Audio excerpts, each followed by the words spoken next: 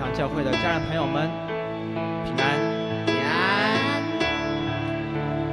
很高兴再一次我们有这个机会，而且我们也有一个健康的身体，因为最近天气慢慢变凉了，感冒的人越来越多。那在这个时候，我们就知道健康是最大的恩典。感谢神，让我们再次聚在这边，因着耶稣的名，因着耶和华的名，我们来赞美他。这是多么奇妙的恩典！邀请大家在礼拜开始前，我们用一点时间，先来安静自己的心。我们要宣告一切阻挠我们的都要离去，一切黑暗罪恶的权势都要被我们上帝的大能来胜过。因为我们敬拜的神是荣耀君王，是万王之王。要大家来为自己献上祷告。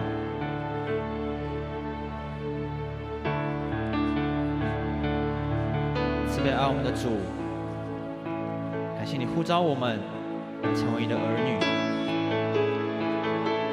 感谢你的拣选，让我们有份于在你的恩典当中。我们今天来到这边，就是单单为了要来敬拜你，要来亲近你。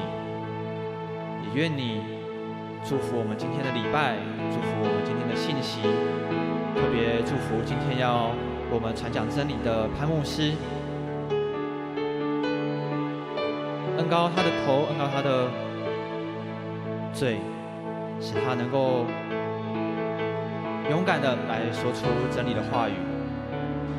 你透过他来牧养你的羊群。我们这样感谢、祷告，都是奉耶稣的圣名所求。阿们。让大家，我们一起用欢喜的心，一起来敬拜我们神。让大家一起起立。我要宣告，我们的上帝是能够破除黑暗一切权势。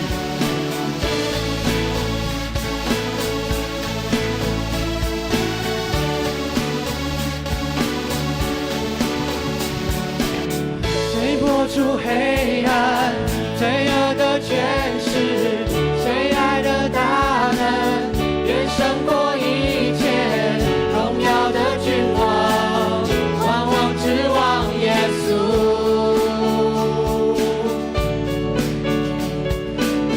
谁以雷神来震动这世界，谁令人赞叹他奇妙作为，荣耀的君王，万王之王耶稣。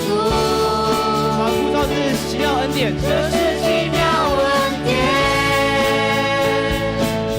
你不失败的爱，你竟会代替我，为我承担十架，舍下你的生命。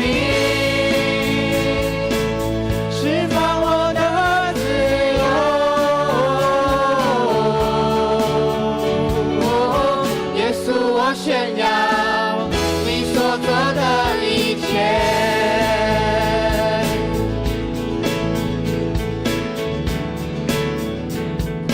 是把混乱带回到秩序。谁把我混乱带回到秩序？谁趁着孤儿成为神儿女？荣耀的君王，万王之王耶稣。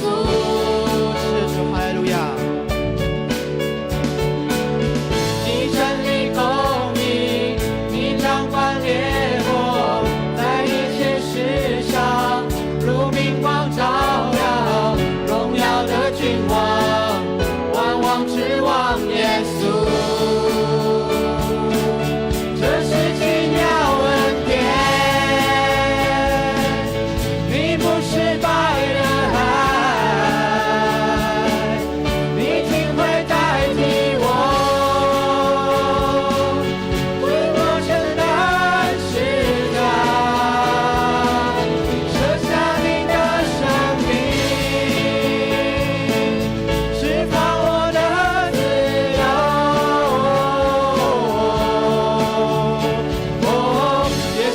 我炫耀你所做的一切。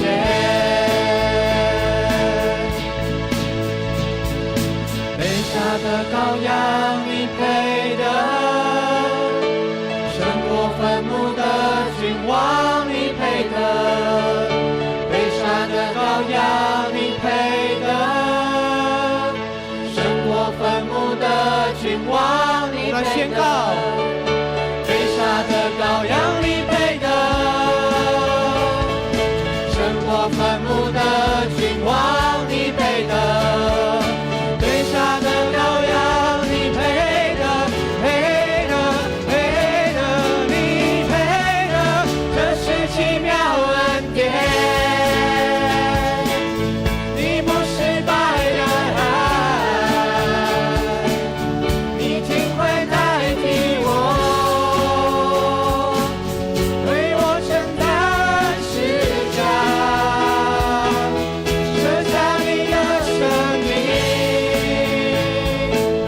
释放我的自由。哦，耶稣，我炫耀你所做的一切。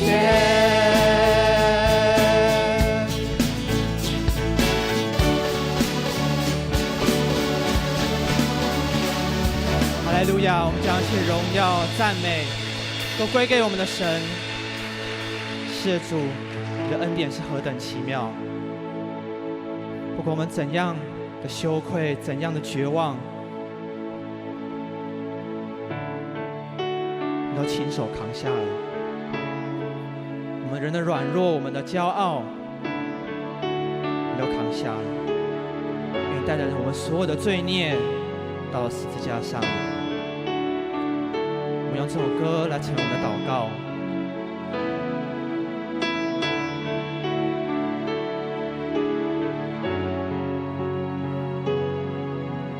耶稣亲手扛下人的软弱，独自将所有的罪都承受，宝血一滴滴将地染深红，为主为我而流。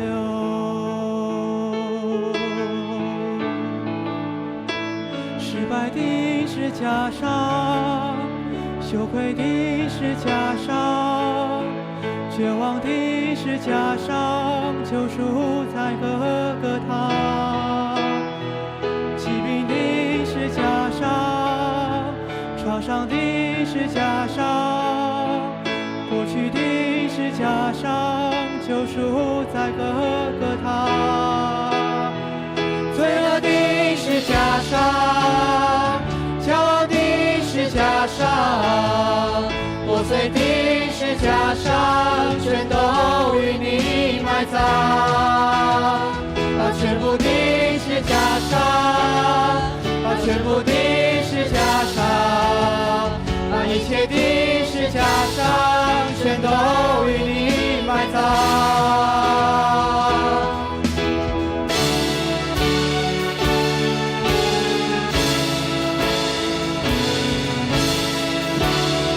宣告耶稣，你扛下我的软弱。耶稣亲手扛下人的软弱，独自将所有的罪都承受，宝血一滴滴将地染深红，为主为我而流。失败的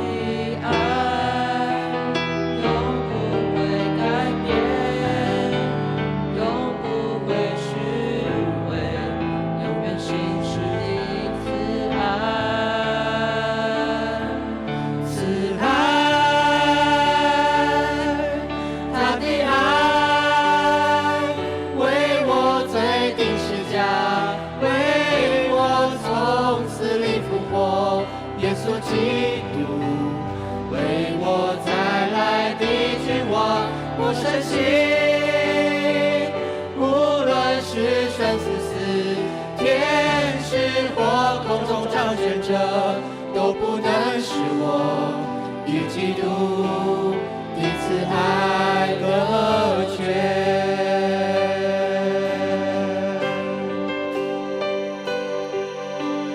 我要歌唱天父奇妙的爱，我要歌唱天父无限恩惠，他的爱永不会改变，永不会虚伪，永远信实彼此爱。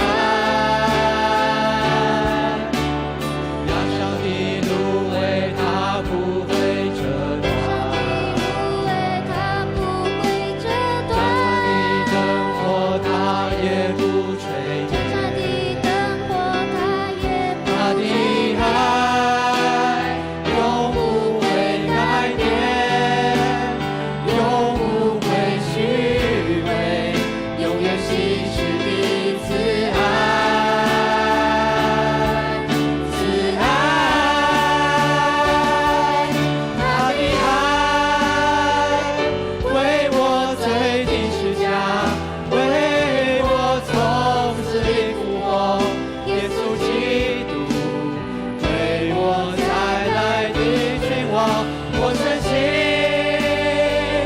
无论是生是死，天使或宫中掌权者，都不能使我与基督彼此爱隔绝。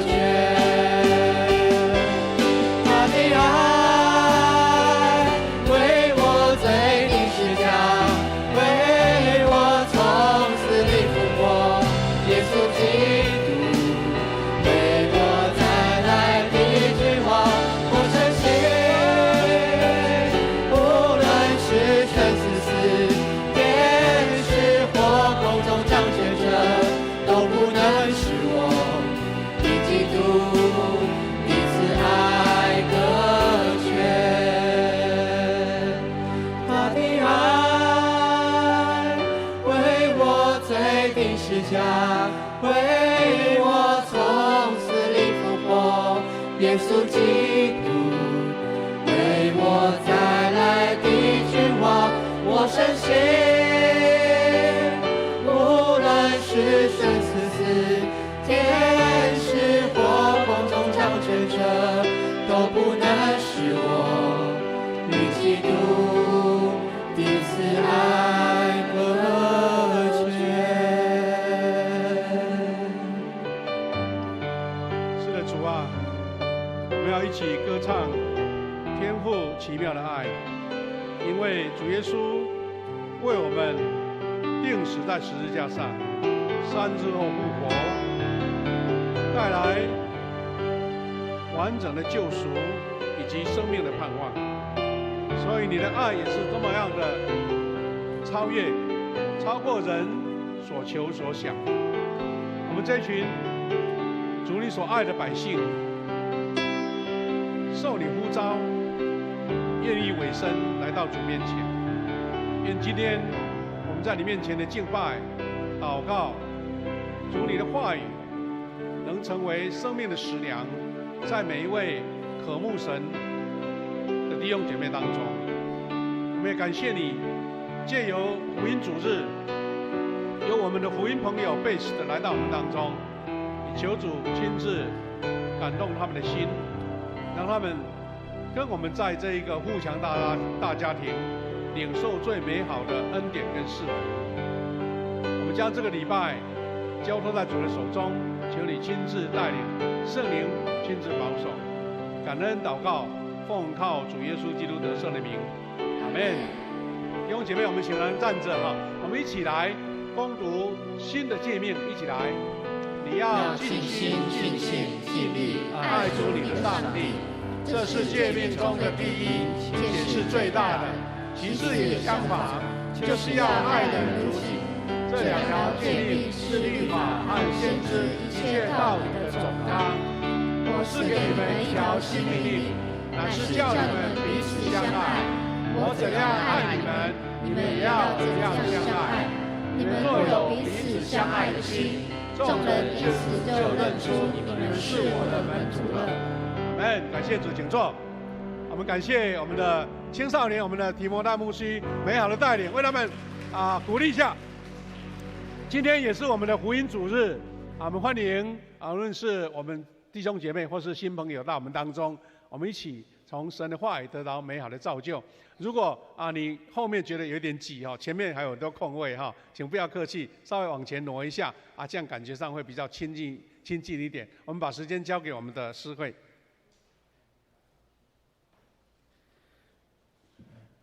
这时候，我们一同来恭受上帝的话。今天的经文记载在约翰福音6章第1节到第13节，我们一同来念。过了些时候，耶稣渡过加利利湖，又称比拉湖，有一大群人跟随他，因为他们看见了他治病的神迹。耶稣上山，与他的门徒坐在那里。那时候，犹太人的逾越节快到了。耶稣抬头看见一大群人到他跟前来，就对腓力说：“我们到那里去买食物，好像这些人都吃饱呢。”他说这话是要试验腓力，他自己已经知道要怎么做。腓力回答：“就是花200块银去买饼。”也不过他们每个人吃1小块。另外一个门徒就是西门彼得的弟弟安德烈，上前说：“这里有一个孩子带了5个小麦饼和2条鱼，可是哪里够分给这些？”耶稣吩咐他们，叫大家坐下。那地草很多，大家都坐下，单是男人总数约有5000，然后分给坐着的人，鱼也是这样分的。他们都尽量吃。他们吃饱后，耶稣吩咐门徒把剩下的零碎都收拾起来，不可糟蹋。他们就把5个饼的碎块，是大家所吃剩的，收拾起来，一起们的难读。愿上帝亲自领受上帝的话。这时候，我们请雅比斯小组来献诗，他们所要献的诗是《与你面对面》。献诗后，我们请潘牧师来证道，他的题目是“超出想象的恩典”。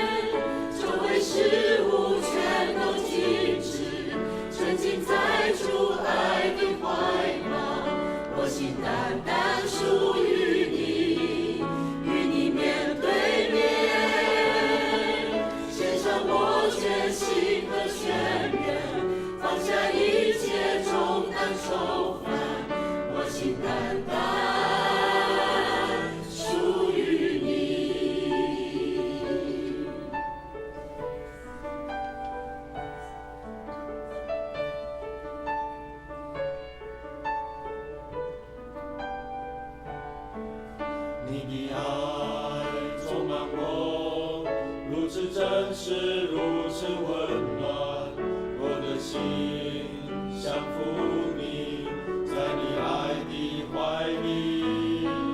主圣灵充满我，如此真实，如此温暖，我的灵降服你，在你爱的光。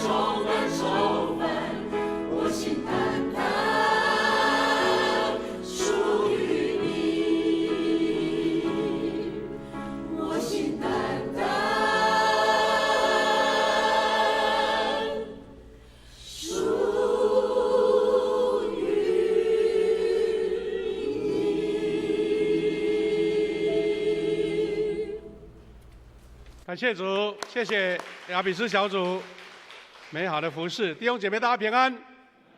我们今天是福音主日哈，我们在每一年的9月以后，我们举办福音茶会，还有幸福小组，邀请很多我们的好朋友、福音朋友、贝斯来到我们当中特别是在透过福音茶会幸福小组，能够在几个礼拜的时间，将他们分享给他们这个福音的真理希望圣灵的引导感动，也透过我们的福音主日，我们的特别的讲员来分享跟见证，能够强化他们这个对信仰的认识所以今天我们是第一阶段，我们第一堂的一个福音小组，我们的这个福音主日，我们很高兴我们邀请到潘志豪牧师来到我们当中。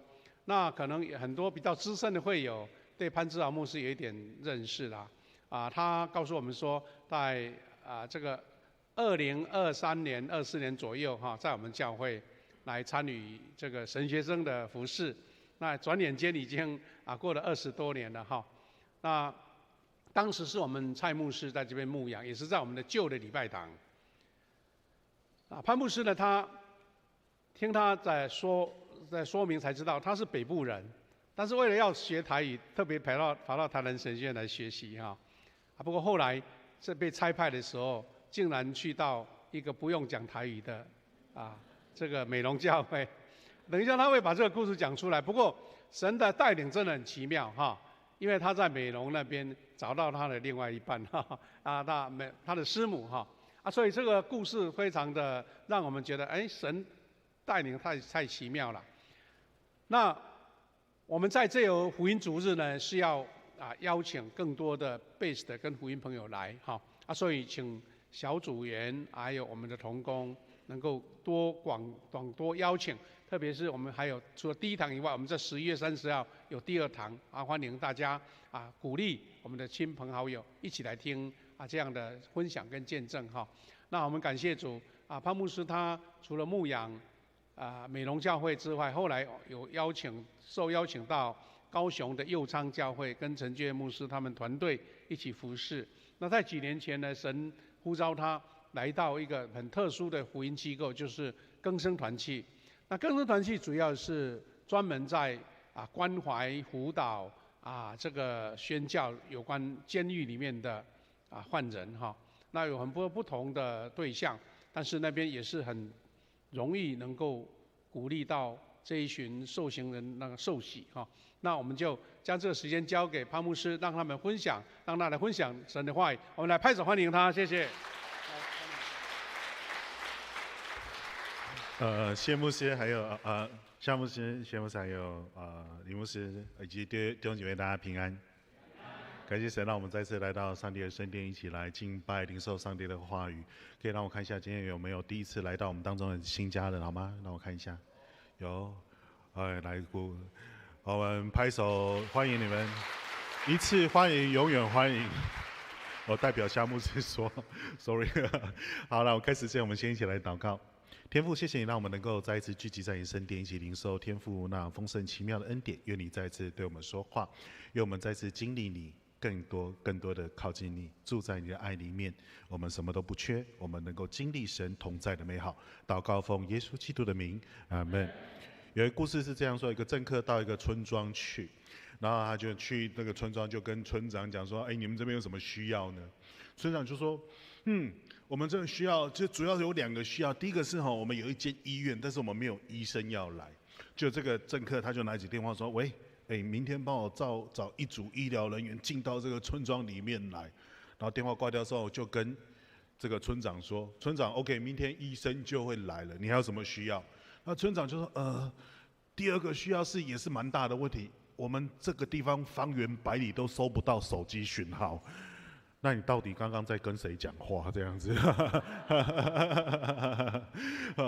有时候我们就假装，你知道吗？有假装假搞，你知道吗？很多时候我们的信仰假搞，我们装作自己好像很靠近神，好像很属灵，但是问题是我们没有真的经历它。就好像我常常就用这个比喻，我在监狱里面，用这个比喻，他们拿起水罐来，然后教他们洗手，说你很靠近，但是你洗手，你有没有洗干净？没有。他很靠近水，但是他没有进到水里面去。他手不管在那边怎么搓，在门用肥皂，但他没有进到这个水里面去的时候，他的手永远都不会干净。如果我们来到教会的时候，我们很靠近了，很慕道了，参加小组了，参加圣歌队了，参加各式各样的聚会，可是我们没有进到里面去的时候，我们永远只是在假装，没有解决我们生命当中的问题。我们只是在假装，好像有在做礼拜，事实上没有在做礼拜；好像有信耶稣，事实上没有任何的改变，这假装啊，很靠近，但是不代表已经进入到耶稣基督的同在当中。耶稣说：“我以马内利的神是什么意思？我与你们同在，我跟你们住在一起，我跟你们住在一起。以马内利的神是我无时无刻跟你们在一起，无时无刻跟你们在一起。不论是不是你在教会当中，你在行走或躺卧或工作或家庭或睡觉的时候，我与你们在一起。但很长时候，我们没有办法经历神同在，为什么？因为我们虽然很靠近，但是我们没有进入到那个当中。所以从所罗门王的圣殿到所罗巴伯的圣殿，圣殿越来越小，到最后耶稣基督说，这个圣殿拆了之后，3天之后要把它重建。为什么？圣殿越来越小，因为他说最后圣殿要居住在我们当中，圣灵居住在我们当中。什么叫圣殿？神同在的地方就是圣殿。所以当圣灵居住在我们当中的时候，我们不需要外在硬体建筑的圣殿，而是我们能够敬拜，能够祷告，能够活出合神形象的样式，能够把神的能力彰显在地上的时候，这个叫做圣殿。而不是像以前耶稣时代的圣殿，在外面有好多的瞎眼瘸腿有病的人在圣殿门口，每个人经过，法利赛人经过，文士经过，祭司经过，可是他们仍然躺在那边，没有任何的改变。但是耶稣经过的时候，这些人改变，瞎眼看见，瘸腿行走，有病的得医治。我们是不是？我们当中有多少人渴望能够经历这样的神迹？有吗？有吗？有吗？我很深很深的渴望，我能够经历神迹，因为我经历过我的师母在2021年的时候，她生病，到去年的时候一整年在住院，26次的急诊，14次的急救。这时候在外面的时候，我的心非常的冷，你知道吗？整个在急诊室外面没有办法继续的时候，那不是外面的那个冷，那连心都冷。然后你走到外面去的时候，你就觉得说：哇，这个世界好像很虚假，这世界都是假的。我必须往来于医院、教会、医院、教会，后来往来于医院跟监狱、医院跟监狱。我在骑车，我在开车，我都没有办法专心啊。因为我常常想说，有一个人现在，我老婆现在躺在医院里面，我常常没有办法专心，我常常就感觉非常非常的这种 depressed， 就是非常的沮丧。在 depressed 之后，剩下就是挫折感很深嘛。我如果没有经历过神迹，我就不会相信神迹。可是我明明看见了，我明明按手为别人祷告，这个人的病会好起来。我明明看见了癌症消失了。我明明就看见这个人的忧郁症得到全然的医治，可是我不管怎么祷告，我的师母并没有好啊。讲到这边，我特别需要插播一下，我师母现在很好，很平安哈。所以我每次讲完之后，忘记加这句，所有人都会说：牧师，现在师母还好吗？对，还好，在家里听直播，爱你哈 ，OK，love you。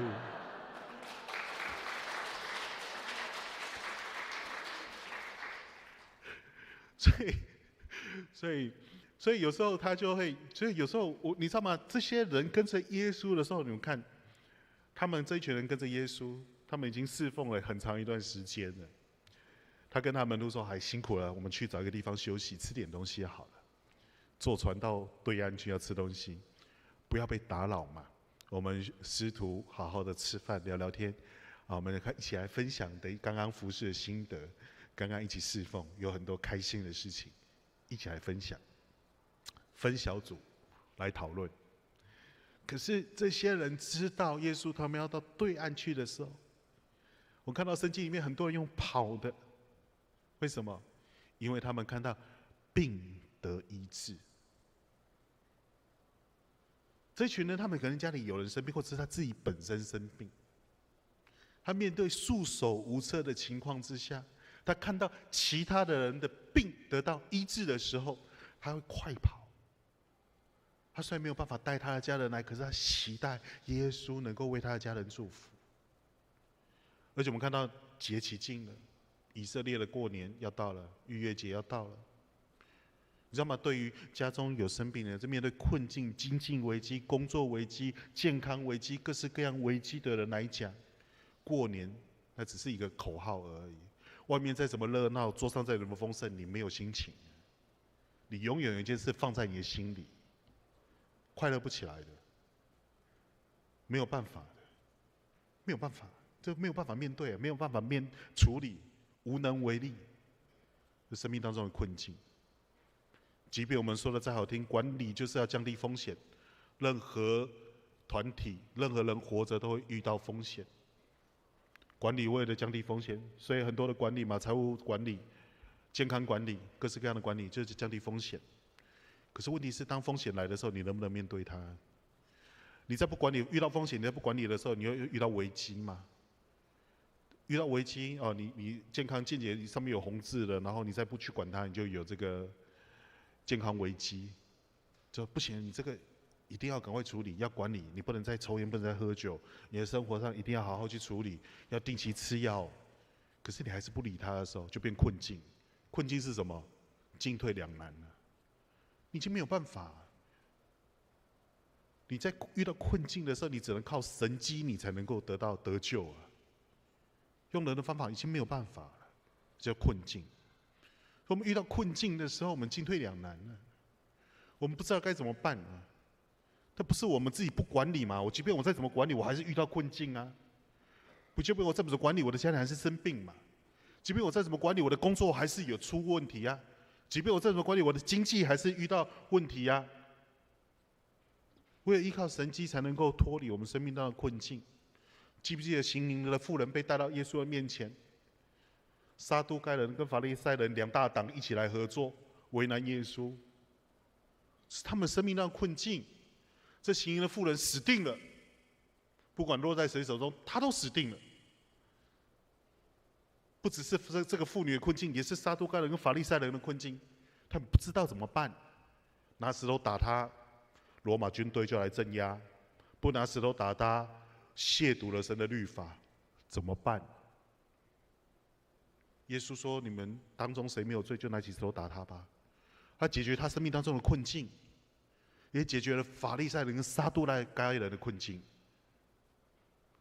所以弟兄姐妹们，我们生命当中会遇到非常非常多的困境，唯有依靠耶稣，不是只有很靠近，而是住在他的里面。所以那时候我就做了一个祷告，说：“主啊，求你帮助我，拯救你的女儿。这不是我的事情，是你的事情。”当我师母在清醒的时候，我告诉她，我进到抢救室里面，我告诉她说：“对不起，我非得要进入到监狱里面去服侍，今天一定要进去。”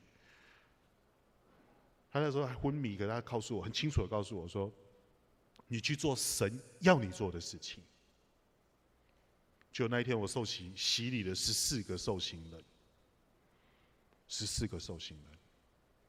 在最黑暗、最没有盼望，然后看起来是没有救的人的身上，他们愿意决志来信耶稣，而且愿意戒烟。你知道在里面戒烟有多困难吗？在里面唯一的休闲娱乐叫做抽烟啊，一天只能抽8根烟，然后他们非常特别珍惜抽烟的时间。可是我说不行，如果你生命要经历改变，你就得要戒烟。说好痛苦。牧师，为什么不放我出去？我已经3个月没有吸毒。你判多久？半年。你关多久？3个月。你不吸毒不是因为你决定不吸，是你被限制不能吸呀。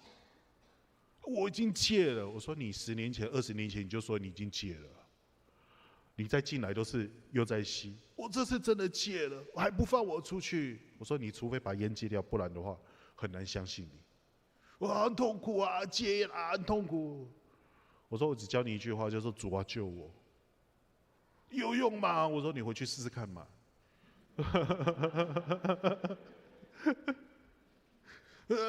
我很想，而且他违规被放这个违规房里面，他违规室里面他根本不能抽烟了，禁烟了，很痛苦，不舒服。结果在一个礼拜去看他的时候，我说你还好吗？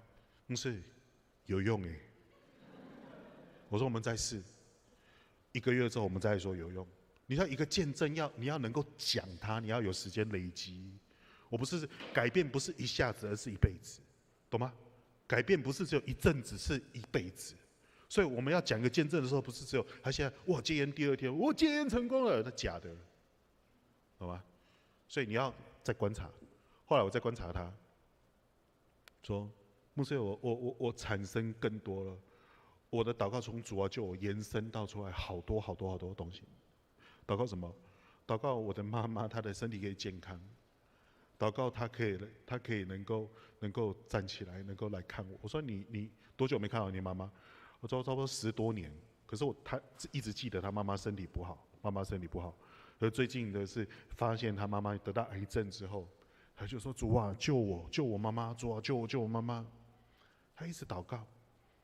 他说：“那你烟瘾的问题？”他说：“真的，我现在没有任何想法。”我就跟旁边的这个服务员，有个穿背心的服务员，表现良好的服务员说：“拿一根烟给我。”他就拿过来，我说：“他去抽。”说：“牧师，我真的没有想法。”拿去抽。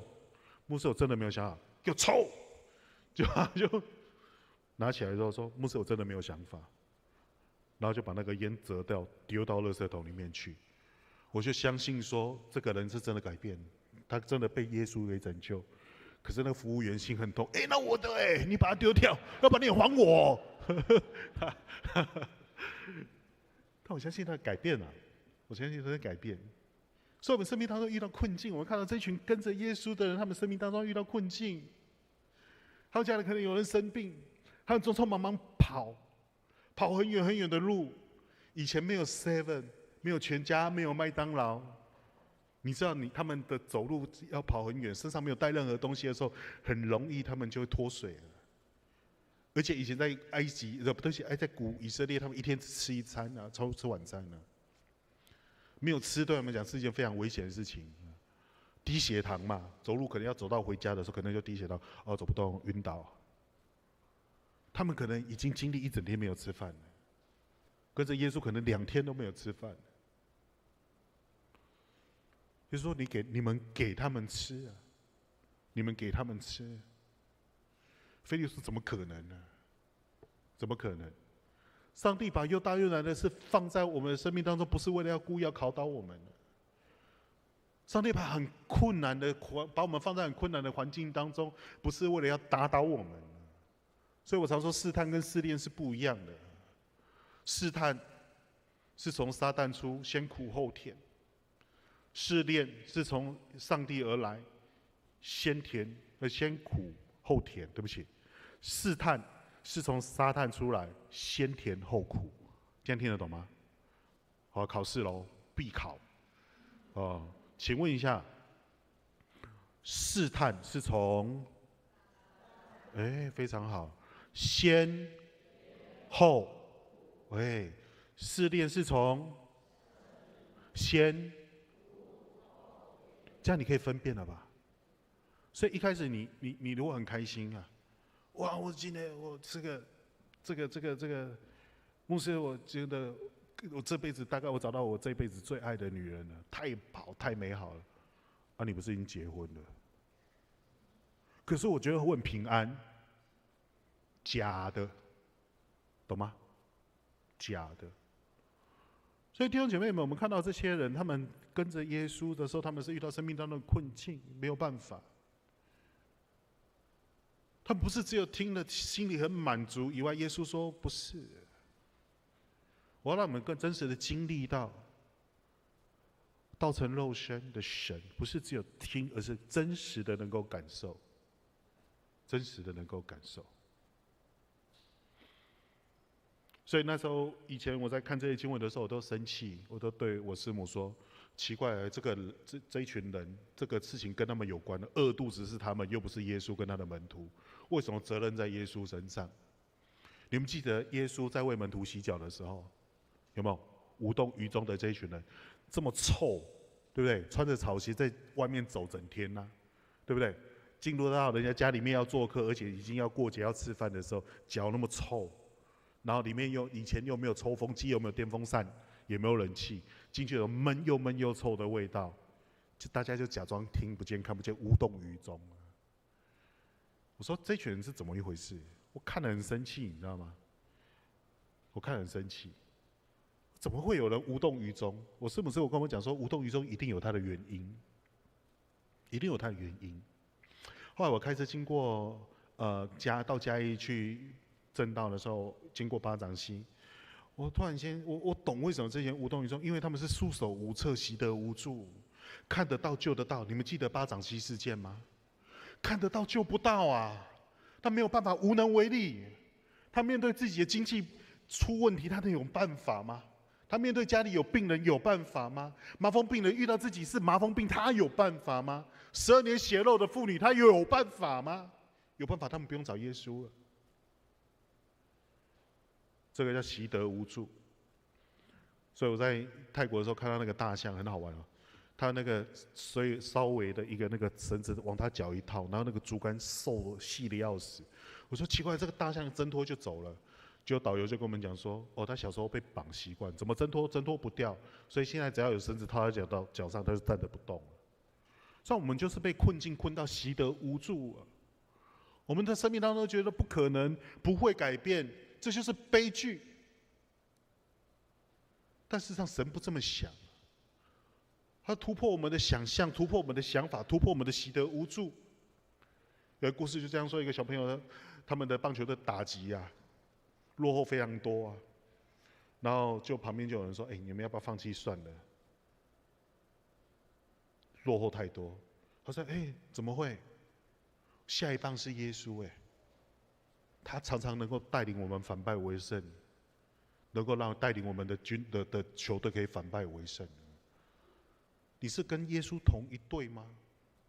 你是只有参与在这个团体当中，还是参与在团队当中？所以我常常说2-8法则，就2成的人在服侍，8成的人受服侍，这个叫团体。可是如果8成的人在服侍，2成的人在学习，这叫团队。我们究竟是团队还是团体？我们是看得多、听得多、受服侍的多，还是我们服侍的人比较多，还是学习的人比较多？所以以前在牧会的时候，最害怕遇到很多人的问题，很多人的问题。常常我们要处理的问题，我讲电话去探访，讲不完的。可是如果今天有小组长起来来侍奉的时候，哇！我发现大家可以一起分担问题的时候，非常开心。然后重点是小组长他们常常会跟我看着我就说：“牧师你辛苦了，以前我都不知道牧养那么辛苦。”因为你常常遇到那种三角六条的人，你听有无？奇怪的人就这样，对不？嘿啊，所以但是他们自己去牧养之后，才发现那么不容易。所以当耶稣说突破你们生命的困境当中的时候，他说：“我从来没有让你们这样想过，我从来不会让你们想说在困境当中要让你们吃饱。”所以那时候在美容的时候，我算一算，我们每个礼拜要爱餐嘛，因为长辈他们做完礼拜回家之后还要再煮，其实很麻烦的，所以我们要煮爱餐。那时候我师母要煮爱餐，我就算一算我们教会的经常费，1周的爱餐差不多是2000块，然后要煮给多少人吃？我那时候聚会的时候100多个人，留下来聚会的时候留下来吃饭超80多个，有时候有客人90几个，预算只有2000块。我就不答了，我就说2000块煮爱餐，知道吗？这个所有的人都很头痛。结果我师母他们竟然还可以煮出，我记得是4菜1汤，然后还有甜点。我说你们哪里变来的？他说：“哦，我们准备很久呢。这个清晨我们就要去找比较便宜的地方买菜，然后跟他的小伙伴，然后就开始准备，而且真的是。”多到有剩，这是我这超乎所求所想的恩典。很多人还可以包回家吃，我从来没有想过。在我们生命当中每一个阶段都有一个天使拿着五饼二鱼来到你的门前。所以一开始我派去到美浓的时候，那时候很担心，跟傻瓜一样，什么都不懂。就像刚刚牧师说的，好不容易台南神学了3年台语，就一派就派到美浓。美浓在什么地方啊？客家教会，应该在桃竹苗嘛。我是北部人，没有在高雄山区啊。就去不懂，你知道吗？完全不知道、不了解、不明白啊。去的时候，第一次开完会的时候，我的小会议长曾昌发牧师，他帮我做非常非常多。他告诉我说：“正好，如果开完会之后，你了解这间教会的状况，你可以马上离开。你把东西放在车上，你想去哪里，我载你去。”我那时候我就想啊，我来这边呢，那个美浓板条还没吃到，我怎么能走呢？我说牧师，我再留下一下好了。就一留，我常常说我是留美的，留在美浓的，留了10年了，留了10年。所以看到第一次结算完的时候，我那时候8月2号就任，然后8月6号是我生日，然后我就到旗山铁桥，我就坐在那边，主，你让我来这边干嘛？我真的不懂我来这边干什么？这些教会充满问题。我不是他们的错，你知道吗？乡下教会是有资源不足，然后四处接待，然后人口外流的问题，这不是他们原本留在乡下的错。可是你新来传道，得要面对这些问题，到底懂什么不懂，会什么不会？我说主，我应该要做什么？就很清楚听到神的话说，不是你做什么，你看我做什么。所以我听到这句话，我吓得要死，摩托车骑得老快了。我一直回头看，说耶稣有没有跟上来？读了2间神学院，我从来没有听过神的声音啊！我一生就浑浑噩噩读了台神，浑浑噩噩读了男神，没什么呼召。可是那一天我进来，越侍奉越清楚，哇，原来这是呼召，也这上帝突破我身边那种困境，突破我的这种自我的看法跟想法。所以那时候8月8号的时候，8月7号开始下大雨，8月8号88水灾，我就看到那个教会水烟越来越高的时候，看到那个门被吹走，啪一下吹走，然后我就坐在2楼阶梯，然后在那边打电话，我同学说还好吗？志豪，我说没事啊，水烟很高。就我很生气，你知道吗？我看那个门在那边飞，在那边滚哦，我很生气，你知道吗？我就拿一个绳子去把它绑在身上拖回来啊！走过大水，那水已经到我腰部了，你知道吗？我知道你们说找不到我的腰，我知道，没关系。笑得自己去外面罚站，你们的爱心呢？好。结果后来我就把那个，我越看越讨厌，我就那个门就跟我一样，就是原本在那个地方你应该要挡水的，原本应该在对的地方的。原本就是应该要站立好的，结果你怎么会那么没有用？风一来就吹走了呢？我把它拖回来放在人框上面，然后我就把它挡在那个地方。同学打给我说：“志豪还好吗？听说高雄很严重，没事啊 ，OK 了，没事，风和日丽。”旁边隔壁的长老娘在旁边说：“快点走，传道，水太多了，你赶快走。”我那时候很生气嘞，我说：“主啊，你来演我这个教会干嘛？负债累累，小教好不容易整理好的教会，你干嘛不去淹双连呢？不去淹德胜，不去淹高雄灵粮堂？我知道这个愤怒，你知道吗？真的生气耶，真的生气。然后大家都去第一次传道士训练的时候，大家都跟李长老一样穿得很帅，因为他们都会。我们那时候长老教会传统啊，不晓得夏牧师有没有这个传统？杨志，你们那时候有传统吗？去的时候先帮你做一套西装，没有吗？你也没有，我也没有，对，可是我同学都有，好奇怪哦，真的。然后后来呢，他们做每一个都长得很帅。你说我去的时候，他们是从从容容、悠然自得啊，我是匆匆忙忙、连滚带爬啊。第一次去新竹圣经学院的训练的时候，我就觉得说奇怪，我怎么那么衰的那个样子，这好衰的感觉。可是因为这样子，神看见。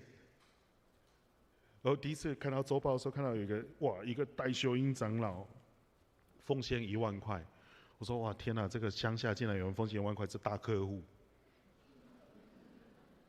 不对，讲错了，爱主的姐妹，得去探访。就去他家的时候，我感动，你知道吗？我骑车去他家，看到他在做资源回收。团队你来啊！我说嘿呀嘿呀，你在创啥？我做资源回收啦，来啉茶啦。进去做的时候，我眼泪快要流下来，你知道吗？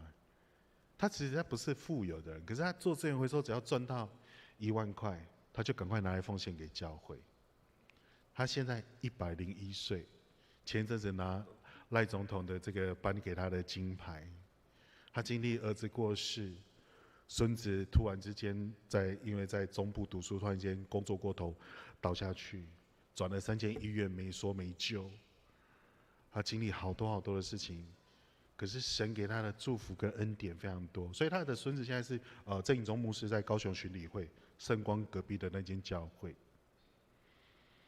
然后他经历好多很美好的事情。我跟他要照片，如果你们等一下想看的话，可以来找我，给我看他们照片，可以顺便看我以前在富强很瘦的时候的照片。开玩笑的。好所以到后来呢，我感觉另外一件事情是，有一个长老，一个谢长老，他那时候他一直在帮忙教会。他那个时候不一直帮忙，他那时候因为他被资遣，他拿他的资遣费12万来到教会说：“志豪，你先拿去用，我知道你们教会现在需要。”我说：“不是，这是你的资遣费，这样不行。”他说：“没有关系。”我说：“你老婆知道，不能让她知道，她会生气。”所以他说：“你拿去用吧。”就后来前一段时间我打给他，我就说那一段时间他就说：“你知道吗？我那一段时间我奉献12万之后，我到现在没有后悔，我非常的感动。”之后的9个月，有天降马纳安屯低飞的恩典，神在供应他们，从来没有缺少。就这时候，他长老娘在旁边就说：“那时候我气死了，你知道吗？我们还有2个小孩要养，然后他没有工作，我不讲。可是那9个月真的经历神的恩典，他长老娘失明看不见，可是他就不断的祷告，他的长老娘突然之间就啪，眼睛明亮看得见了。他说：你知道吗？牧师，我跟你分享，当你对神认真，神就对你的祷告认真。这些话一直放在我心中。当你开始对上帝认真，上帝就对你的事情认真。当你随随便便，上帝就对你的事情随随便便。所以到后来，他在9个月之后，他到一个外商公司担任经理，20多年，后来退休。现在在这个叫做社区大学，在教体适能。所以他当他单纯的到神的面前，单就把东西献给神的时候，就是非常的简单，就非常的简单，就是能够经历神超出所求所想的恩典，超出所求所想的恩典。我们自己也经历这样超出所求所想的恩典。走去更生的时候，怎么算我的支出都没有办法 balance， 没有办法打平。可是每个月就有奇妙的恩典。重点是我常常几乎只要是统一发票开奖，我都会中奖。你们有这样经验过吗？没有吗？那你奉献的还不够。所以呢，当你开始为神认真的时候，所以那时候我常常在讲说，够用恩典到底是什么意思？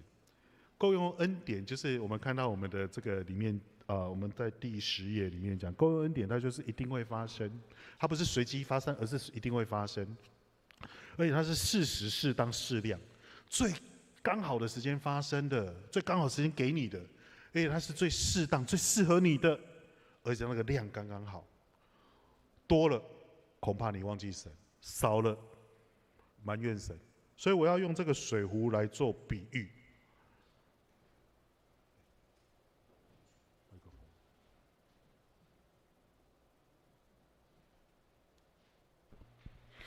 这是我们一天24小时这你的时间、体力、精神、力量在这个地方。然后这个是你的工作，我放这边是不是比较清楚一点？会吗？看得到哈。然后这是你的家庭生活，这个是你的服事教会生活。这个我们先不理它。我们每天都要花时间在我们的工作当中，不是吗？很努力工作，让他能够生活能够达到 balance，8个小时工作，8个小时回家，然后呢，你能够分配时间在教会当中。哎，教会怎么只剩一点点而已？好，我尽力让它平衡了。你说牧师为什么不把它装满？因为你要休息，你要睡觉，你要滑手机，不是吗？你要亲近神的时间，你一定要有那种 space time， 要有一个空闲的时间。今天遇到要加班的时候，你会从哪边抽时间？从家庭生活抽时间。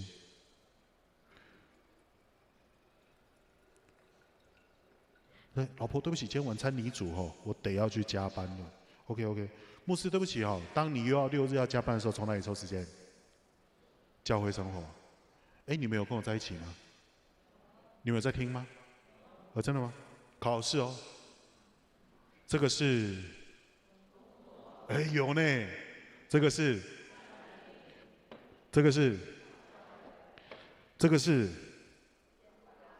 哎先不管了。这是你，哦，从教会抽时间，这时候意外发生了，你已经没有办法了，你花很多时间在工作，意外发生的时候，家里有人生病，遇到困境、遇到危机的时候，你是还有力量要跟公司请假，家庭生活受影响，教会侍奉受到影响。暂时的没关系，如果它很长期怎么办？所以。这时候我们就必须要祷告，祷告是什么？有限的人跟无限的上帝的连结嘛，不是吗？上帝来帮你的时候，是不是就能够帮助你在工作上，在家庭生活当中，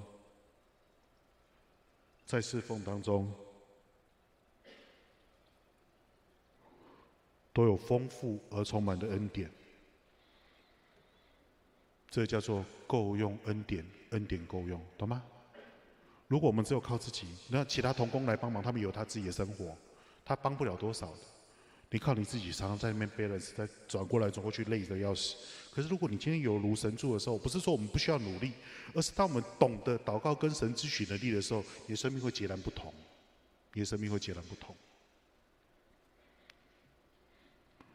所以当我那时候受呼召去读神学院的时候，其实我有存一笔钱，可是那时候刚买房子。那不是我不负责任啦，我真的有存钱当学费，可我爸就会说：志豪，我跟你借钱，我去投资，知道吗？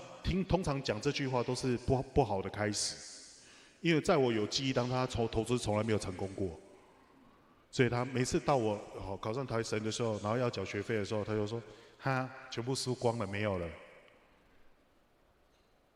可是，在这段时间，我去读书的时候，跟神说：主，拜托你20年。的房贷交在你手中，我一期都不要没有缴到。果真这20年没有一期漏缴，而神不只是负担了我的学费、生活费、房贷，他把所有应当要想的全部都做好。所以因为缴清了，所以我才敢讲啊，不是吗？还没缴清，我怎么敢讲这个见证？所以我必须要讲的事情是，当我们对神认真，参与在上帝国的事工当中的时候，当你开始对神认真，你参与在教会当中的时候，不是只有在旁边看，假装洗手，假装吃饱，假装喝足，假装没事，假装做礼拜，而是你必须参与在上帝的国当中，更往前走一步，更往前走一步。最后，我用这个故事来做结束。在这个1914年的时候，有一个满载乘客的这个爱尔兰女皇号，然后呢，这个船上他们有住非常多的乘客，然后有1000多名的乘客，1400多名乘客，然后呢遇到船难，同时呢，船上有100多名的基督教青年军，救世军青年军。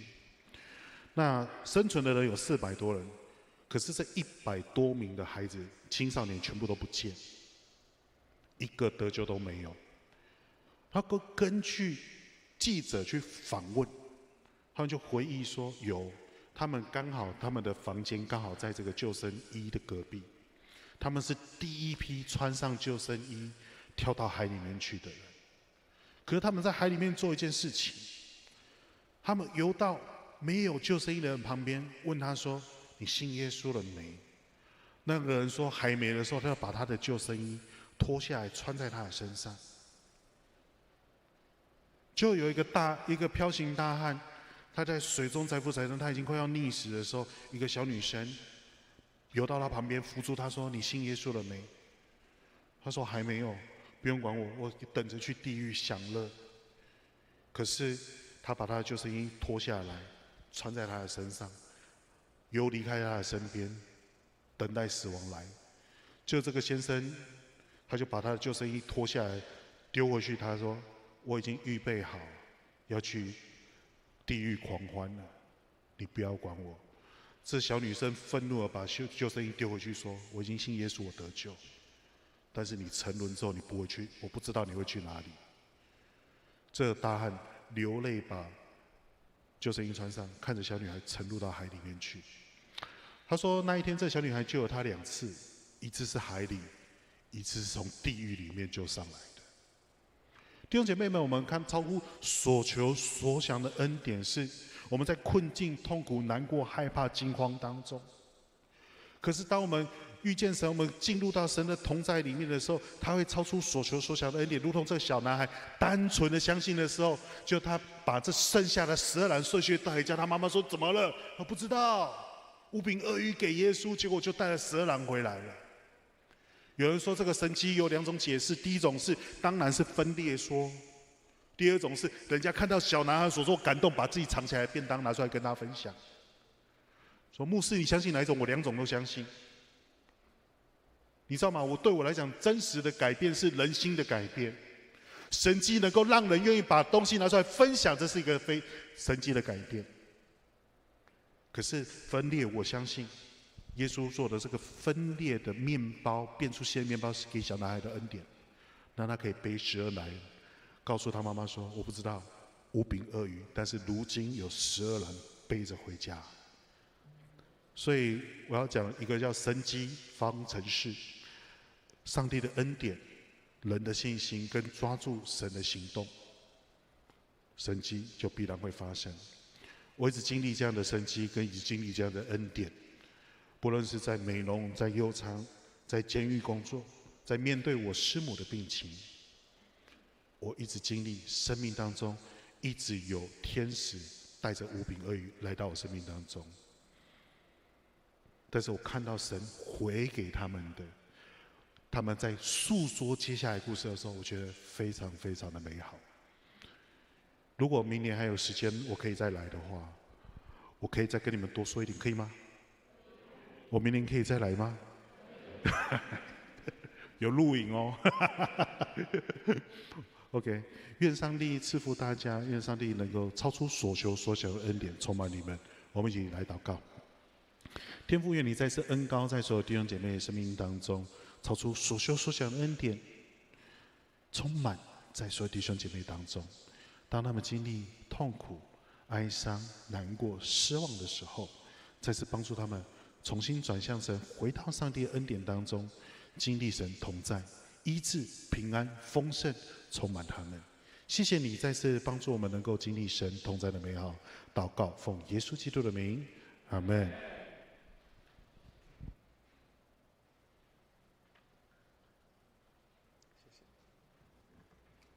我们谢谢潘牧师用他的人生的体验还有信仰来分享给我们。我们要先来唱一首回应的诗歌然后牧师要为今天有来的新朋友来做祝福的祷告。我们一首诗歌叫做《丰盛的应许》，大家都会唱，对不对？我们请敬拜团带领我们大家齐声来唱这首诗歌。仰脸保守你所爱的，你护庇永远不离不弃。你将我从淤泥里捧起，放我在你的手心。我凭着信心领取你丰盛的应许，世界也不能夺去神美好的旨意。我凭着信心领取，你恩典永不止息。看见美好应许成就，荣耀全都归于你。再一次来，你仰脸保守你所爱的，你护庇永远不离不弃。你将我从淤泥里捧起，放我在你的手心。我的头主，我相信你爱我永不放弃，世界也不能夺去神美好的旨意。我等候主，我相信你旨意高过我的，看见美好应许成就，我全心全意敬拜你。我们唱到这边，请音乐来继续。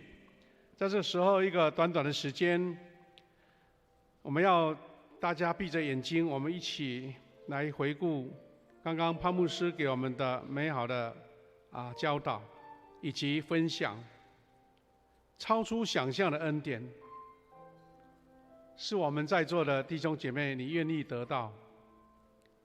愿意得到，是因为我们愿意把自己的问题跟困难带到主面前来。特别今天有新的朋友来到我们当中，牧师要祝福你。当我们在人生追求很多生活、工作、家庭，还有服事当中，你感到疲累、困倦，找不到出路的时候，主耶稣在等候你，愿将这样的祝福跟恩典临到你，只要你跟他开口。安德烈，他把小孩子带到主面前，主耶稣就施行神迹大能，让5000人来吃饱。各位弟兄姐妹，各位亲朋好友，各位新朋友，愿神是你这样的恩典，在人生追求许多的成就跟祝福当中，你把你的心打开，接受从神而来的恩典，这超出想象的恩典。因为神愿意赐福给那一群愿意追求、愿意渴慕、愿意仰望的人。牧师要为你做祝福的祷告。亲爱的天父上帝，我们感谢你。我们从潘牧师来分享到他所有人生的经历当中，到处神给他超越的恩典，无论在生活、工作、经济，还有家庭，神啊，这不只是潘牧师一个人能领受，是我们每一个人愿意来到主面前的人，都能得到同样超越的恩典。主，我们特别为在座有新朋友或慕道友在我们当中，主啊，求你也将这样的祝福恩典在他们身上，让他们知道人生所追求每一个过程当中，有神的帮补，是充充满满，是丰沛的，是超过所求所想的。让我们愿意抓住神的应许，抓住神给我们的力量，我们一生走在蒙福的道路。感谢你，愿神赐福在每一位我们弟兄姐妹，特别是新朋友当中。感谢祷告，奉靠主耶稣基督的圣名祈求，阿们。我们感谢主哈，我们期待我们的幸福小组，有的小组还在继续当中。我们希望新朋友有什么不清楚、有问题的，都可以跟我们的小组的同工来请教哈。期待大家能够领受到这样最恩典跟祝福哈。我们今天呢，除了有潘牧师来我们做分享、名人开讲之外呢，今天也是我们所定的台湾神学院的主日台湾神学院的奉献主日。那最近这几年，因为学校它变成研究所的系统了，那以前大学部的现在都没有在招生，所以学生跟老师的名额有限所以他们就委托在地的教会牧者来协助来做一个请安跟报告。不过现在很方便，因为他们拍了一个请安的影片，我们就可以了解他们现在台神的圣工，还有栽培神学生的这种状况。我们一起来看这一段请安的影片来。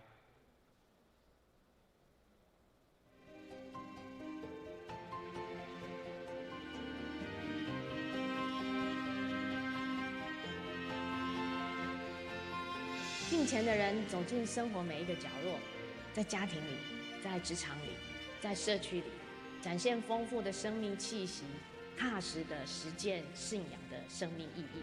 在台神这样的态度被培养、被淬炼，敬虔的操练是在知识跟信仰的张力中，学会依靠神的恩典继续前行，在真理的光照下看见自己的软弱，因为敬虔，让知识有了谦卑的根基，让宣教有了温柔的力量，去承接神托给这个世代的重担。陪学生走过痛苦与挣扎的历程，本身就是敬虔的操练。因为敬虔不是一种表现出来的宗教热忱，而是在破碎中学习能够依靠上帝。学生在痛苦中学习的是带着伤继续走下去的时候，还愿意相信上帝。而我们能够做的就是陪他祷告，陪他哭，让他知道他不是一个人，也不是靠着自己就能够撑过去。那个时刻就是信仰扎根的时刻。这样的态度是可以被培养的，会慢慢的把敬虔内化成一种生活的方式。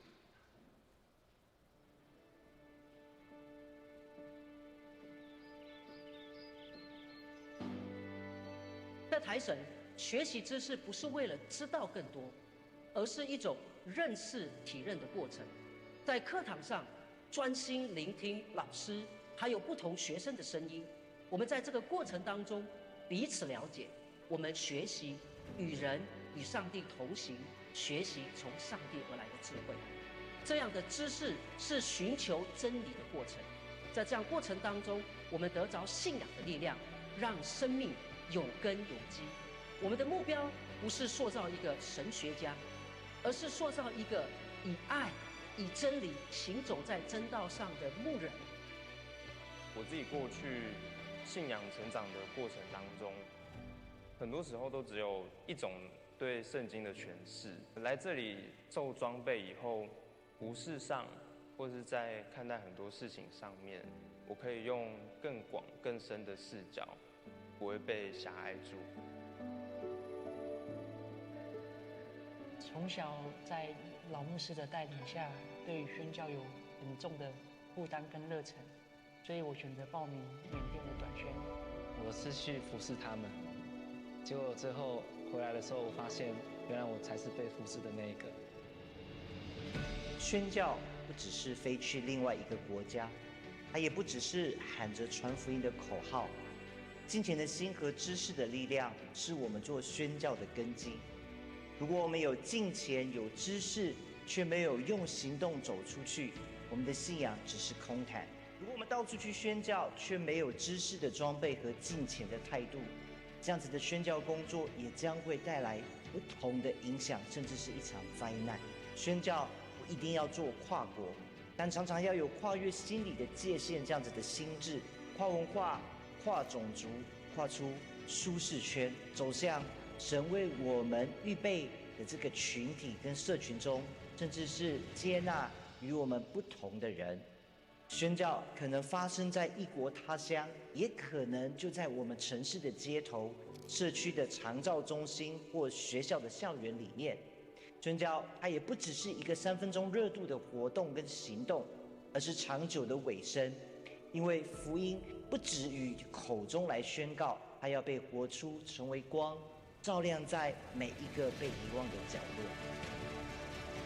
台湾神学院的使命这训练愿意委身用信仰回应这个时代的传道人，培养出具备敬虔知识、宣教热情的属灵工人，然后差派他们进入这个世界。我们愿意付出时间，陪伴一个又一个学生走出呼召的路。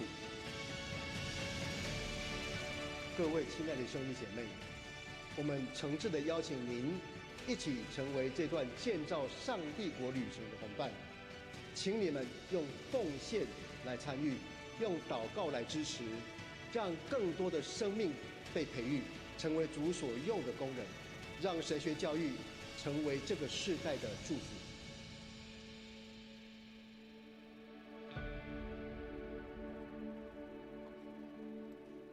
好，这是台湾神学院的请安的影片哈。那最后讲话的这位就是新任的这个蔡院长蔡院长应该他今年才上个月才刚就任。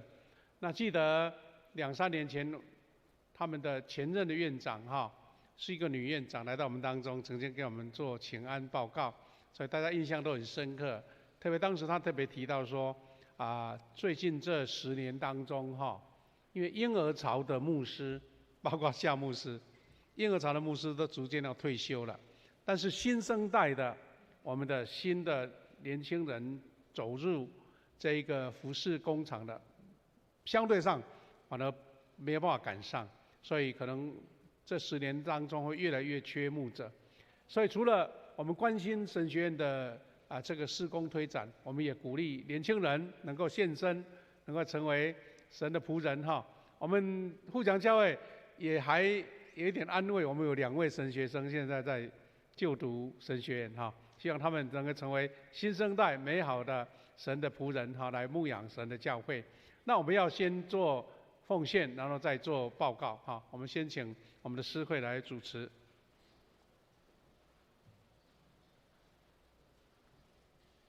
这时候我们一同来奉献。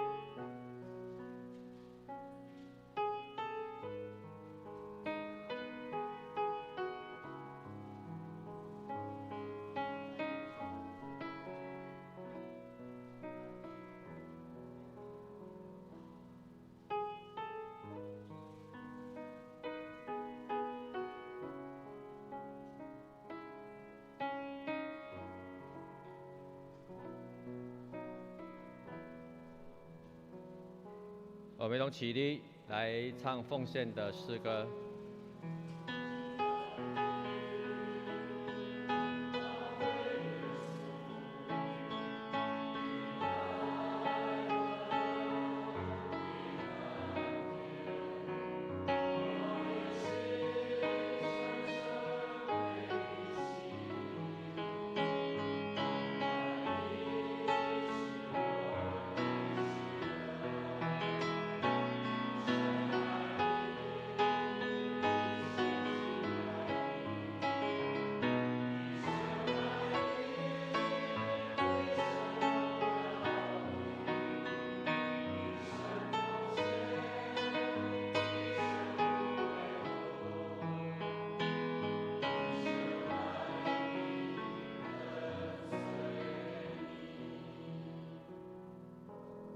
会众请坐。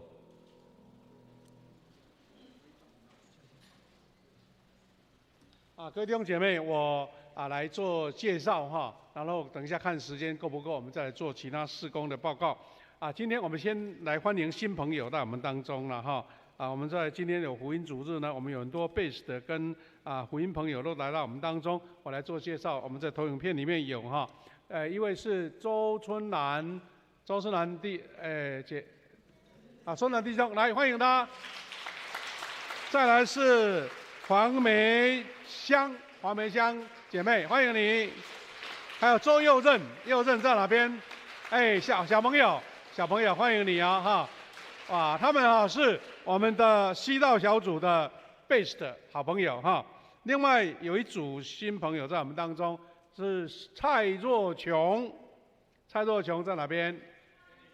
啊，先离开好，对。还有一位是杨新化，应该都在一起哈。那再来是徐瑞远，来，瑞远弟兄欢迎你。还有黄品杰啊，他们两位一起来，是我们的于晨的侄子跟女朋友，欢迎你啊，欢迎你们来参加，谢谢。好，请坐。啊，另外还有一位是郭淑芬姐妹，哎，欢迎你，请站起来，让我们欢迎你。啊，他们都是我们的福音朋友了哈，我们的福音朋友啊，今天特别来听讲，欢迎你们常常来啊，我们小组都来欢迎他们，关心他们。那今天我们还有2位特别来宾哈，我们在这个投影片有特别注明出来了哈，一位是我们的谢信光牧师，我们请他欢迎他来。啊，谢牧师他是出身蒙甲。在台北蒙甲教会啊，现在在美国加州的洛杉矶第一长老教会啊，等一下他会给我们请安介绍说这些教会在美国的啊，我们台湾人教会在那边的情况哈啊，特别是第一长老教会，就是我们首任的牧师王忠信牧师，在加州洛杉矶那边。我不知道，应该不是他第一个开拓，但是他是在他手上建堂、买新堂哈啊建立起来的哈。我们的退休的啊，我们的王忠信牧师。第2位是我们的李阳志牧师，欢迎你，李阳志牧师，好，欢迎。啊，李牧师呢，他也是出身双联教会，就是我们蔡牧师的牧养的教会哈。啊，现在在美国加州洛杉矶有一个叫木谷长老教会哈。那都称长老教会，都表示有一个特别的意义，就是他们这一次是一个团队哈，代表美国长老教会，不是我们台湾长老教会，美国长老教会里面的有一个特别的组织，就是40多间的台湾人长老教会，他们是加入了美国的长老教会，等于是他们的体系在运转，但是有台湾人的主体性。那这一次他们有17位。代表从东到西哈，有42间教会啊，但是有17位代表特别从美国回到台湾来，有点类似探亲，或是来到我们的母会台湾基督长老教会母会来做一些关怀联络的动作。这个时候我们要欢迎啊我们的代表谢秀光牧师来给我们做请安啊做报告，好不好？来欢迎。其实啊也可以这么讲，谢牧师跟李牧师啊。他们2位都是台湾神学院的校友，所以今天我们是台湾神学院的主日哈，稍微推广一下也不错哈，来拍手欢迎，来，谢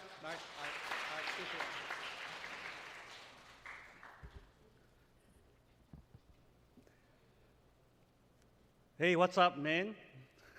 What's up, my friend? 这句是我的教会一位弟兄，他是美国人，常常在教会里面看到我。都跟我问好，当然这句话代表很深，有一点很深的意义。首先谢谢夏牧师、谢牧师的接待，跟从潘牧师口中听到很棒的一个信息，让我非常的感动。刚刚我讲 What's up, man? What's up, my friend? 其实前面那一段叫做 What's up？ 我不再教英文了哈，可是我自己这样子解释 ，What's up 的意思就是 What's up to？ 意思是说。你今天好不好？你今天到什么样的地步？你今天是不是能够到达上帝的面前，来到上帝的面前敬拜他？所以 What's up to？ 你有没有被上帝借着潘牧师的口来感动到你的心？阿们。我先自我介绍，我叫谢信光，目前在第一台湾基督长老教会在那边牧会。我们是一群。在美国的台湾人牧师，有没有人不知道美国在哪里？我相信大家都知道，也大家都去过。我们教会呢有一个特色，就是如果你每年的1月1号看到那个玫瑰花车大游行哦，就在我们教会前面走过去。好，所以大概知道教会的地方。可是我们是一群在美国牧会、在美国工作、在美国传福音的长老会的牧师。我们相信的上帝，我们在那边传讲的信息，我相信跟在座的每一位都是一样。我们有同样一位上帝，同样一个耶稣基督，同样的圣灵，同样的洗礼，在感动我们每一个人。这次我们这个团是在美国基督长老教会的组织底下的一个台湾人基督长老教会的联合会所主办的。我们知道，在台湾的宣教，北部应该是从加拿大来的马偕牧师，南部应该从英国来的，像是马雅各牧师、巴克林牧师。美国也有自己的长老教会，但是虽然在世界各地不一样的长老会系统，可是我们都相信，秉持着耶稣基督就是我们的救主，圣经是我们唯一的依靠的一个信仰根据，有一个共同的信仰告白。接着这样子，我们这一群在美国的台湾人牧师，我们必须讲，我们不是美国人，我们是真的在美国牧养台湾人教会的台湾人牧师。最主要是因为我们在美国这个地方发现，我们必须要认同自己的乡土，认同自己的语言、自己的母语，认同自己的文化、自己的宗教信仰。所以我们在那边召聚了很多的台湾人，在各地不一样的地方设立教会。从整个美国来讲，从西岸到东岸，总共有42间美国人的台湾基督长老教会。特别在我所居住跟李牧师所居住的这个南加州，就有18间台湾人的教会。我们在那边共同在那边敬拜上帝，在那边联系整个台湾人的心的文化跟信仰。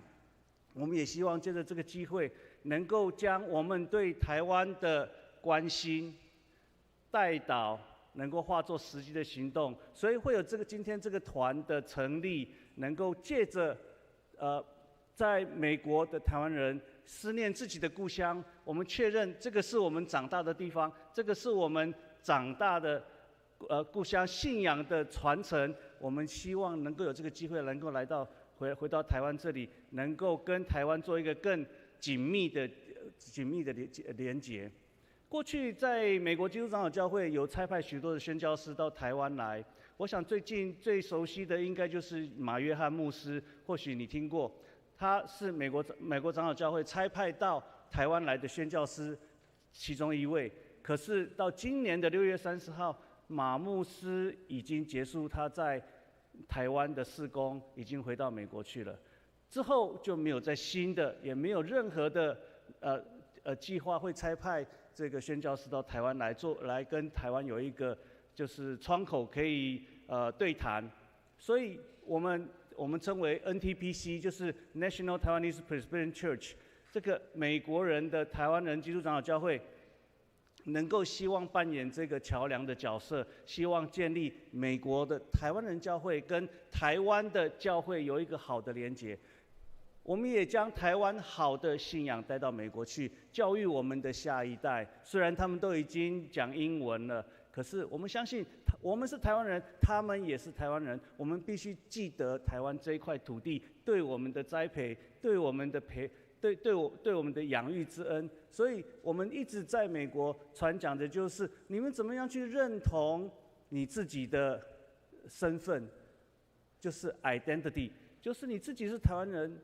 是啦，或许我们在美国长大，可是我们还是台湾人，我们还是热爱这块土地，我们还是热爱土地上面的这群百姓，甚至热爱在这个地方所成长的我们台湾人的信仰，还有我们共同敬拜的耶稣基督，我们敬拜的这个信仰我们的上帝。所以我们这次很高兴能够有这个机会来到从南部到北部，我们大概有5天的参访行程。今天有机会来到富强教会，是我一直想要来、心想要来的教会，因为我接续王忠信牧师在第一教会牧养，王忠信牧师牧养了17年，这个教会从零开始，到今天能够有一个自己很漂亮的礼拜堂，我想透过王牧师的手，将这个台湾的爱、将信仰带到那个地方去。我只是接续他，能够将教会继续的带领下去。所以这个今天很荣幸能够来到富强教会来看一下王牧师他们当初怎么样在这里打下信仰的根基，也成为我自己的一个很大的感动。知道怎么样将这样美好的信仰生活、信仰见证带回去美国，能够告诉我们的教会的会友，当初怎么样的努力，今天上帝怎么样的祝福，让我们的教会真的是又富又强。所以我真的很感动，也就是有机会来到富强教会，跟每一位弟兄姐妹请安问好，也希望借着这样的机会，能够有很好的教会当中、信仰当中的交流，也欢迎我们的弟兄姐妹，若有机会能够去到洛杉矶，一定要到我们的教会去，或者说在南加州的任何一间教会，我们都张开双手欢迎大家的来到。若有你们的亲友去到美国，请吩咐他们一定要找就近的教会，在那边是信仰属灵的家。所以我们也很希望说，大家有机会，弟兄姐妹有机会，欢迎来到洛杉矶，跟我们一起在这边有好的敬拜，好的信仰的根基。谢谢大家，仅代表我们 NTPC 在这里致12万分的谢意，谢谢，愿上帝祝福大家。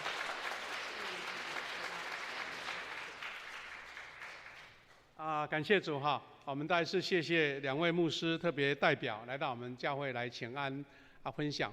我们都知道哈。在上一个世纪70、80年代，很多台湾人移民到美国，我们的台湾人教会就成为一个凝聚我们台湾人的感情、文化，特别是教会的信仰，我们的基督徒的信仰是很重要的一个单位哈。那现在呢，在美国还有40多间长老教会，真的是不简单。所以我们也鼓励我们弟兄姐妹，如果到美国留学啦，或是弟兄姐妹到外地到美国居住就可以就近牧师那边有一本手册，都有他们的地址跟电话所以如果想要问一下，可以帮你介绍。比如说你要到南加州，那到洛杉矶，或是到圣地亚哥，或是到美国的东部都有这样的教会那边你会看到同样说讲台语说华语的这很亲切哈。我们再次谢谢他们2位他们的共同的行程是5天就是从南到北，他们在这边大概有2个礼拜的时间，我们求主带领他们一路都平安回到家乡吃最喜欢吃的食物看到很多亲人他们能够解一个乡愁了我们也为他们祝福。那因为时间不够，牧师做一个简短的重要讯息报告，那就要结束。第一个，我们再一次用热烈掌声谢谢我们的潘牧师来到我们当中分享，谢谢他用主的话来勉励我们刚刚我们有听到他一些见证，特别有听到说他师母有身体的病痛，我们的代祷团队我们的代祷，我们希望为潘牧师他的服事，特别在监狱里面的服事，还有他师母的身体健康，来继续带导，也求主带领他前面的道路有神特别的保守。第二个就是很重要的，就是我们下个礼拜要举行会员合会，我们的邱仪执事在哪边？来，让我们看一下，来站起来一下，我们欢迎他。来，我们要介绍他就对了。为什么要特别介绍？因为上个礼拜所有的候选人都介绍过。这个邱仪执事不能不介绍，不介绍被漏掉不行不过邱仪执事大家都很熟，因为很多当主日学生的都知道他是担任我们的校长了那这一次我们有4位长老候选人，那要选出2位那有14位执事，14位执事候选人要选出7位，等于一半那我们特别为了要年轻化，我们特别设了一个青年组，就是40岁以下的候选人。我们将会有7个候选人是40岁以下，表示我们富强教会蛮有盼望的他们如果当选的话，还可以有30年的服事时间那另外也不是很年纪大，有7位是40岁以上的哈，都是很优秀的。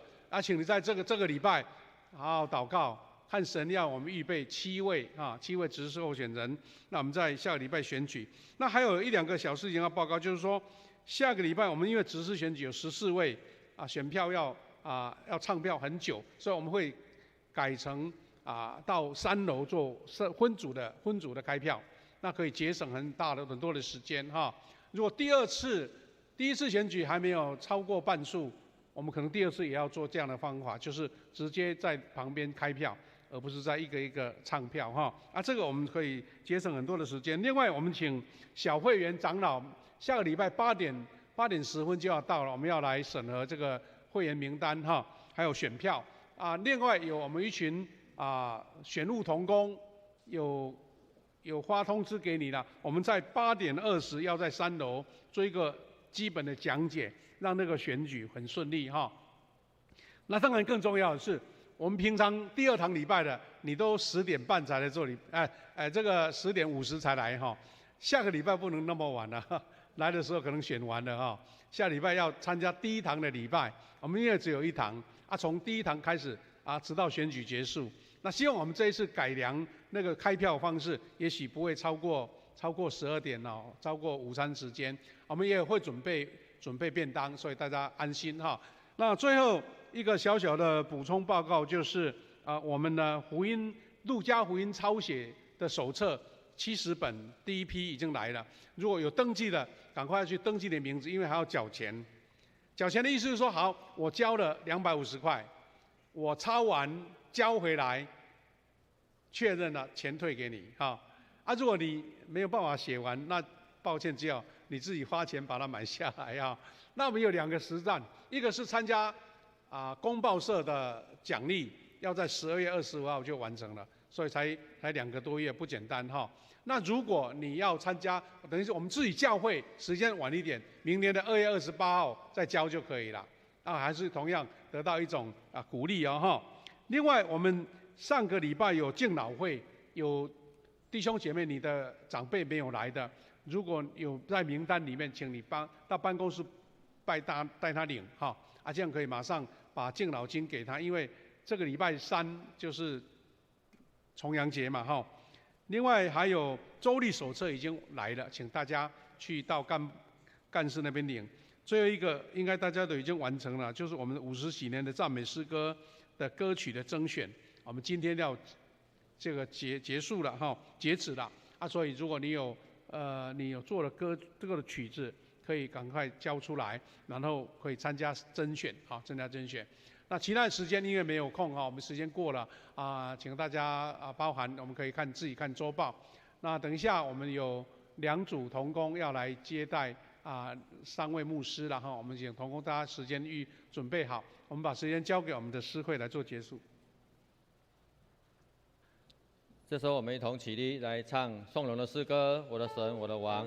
结束后，我们请潘牧师为我们祝祷。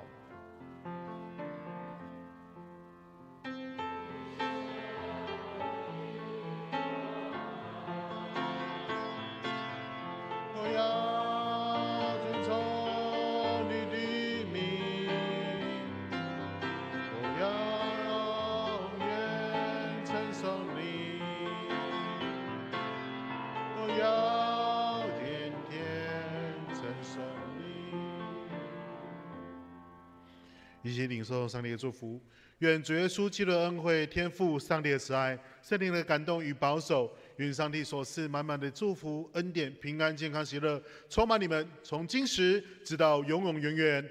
阿们。